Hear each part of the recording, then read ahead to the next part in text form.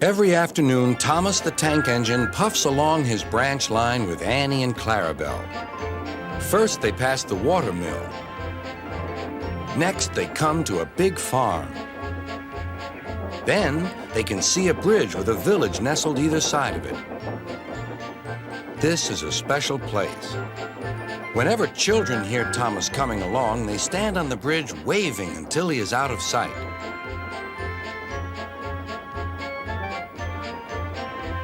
One day, Thomas was running late. He had stopped at the signal before the bridge to talk to some new children. Percy the Green Engine was waiting too.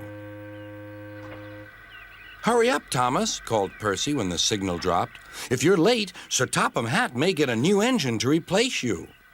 He would never do that, thought Thomas, but he was worried. Next day, Thomas hurried along the line. Just ahead was the goods yard. There, on the platform, was an inspector waving a red flag. Next, Thomas saw some children. They were waving too. Something must be wrong, thought Thomas. This station is for goods, not passengers.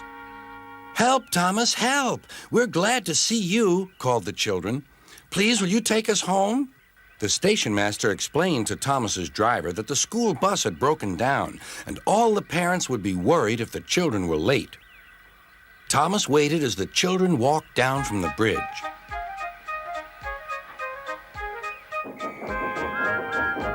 Then he took the children to the next station where Bertie was waiting to take them home.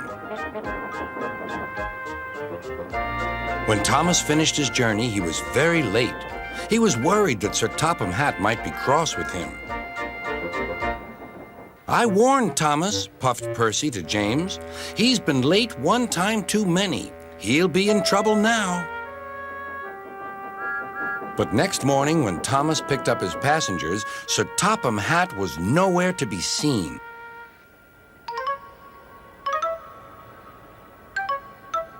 "Thank goodness," sighed Thomas.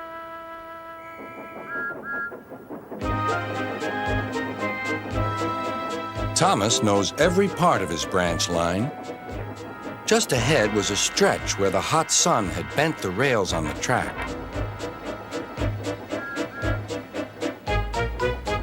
"Careful, Thomas," called his driver, but it was too late.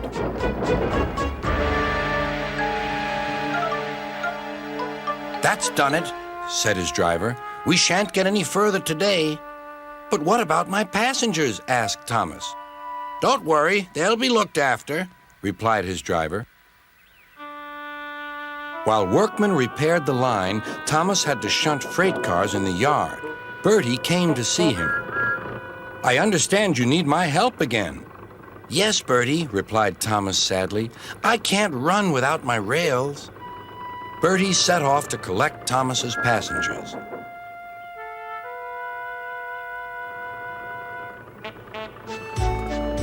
"Hello, Bertie," they said. "We're glad you're here." Bertie drove along the road that runs by the railway. He stopped at each station along the line. Sometimes he stopped between stations to let people off closer to their homes. Thomas felt miserable. "I've lost my passengers to Bertie. They'll like him better than me." Sir Topham Hatt arrived.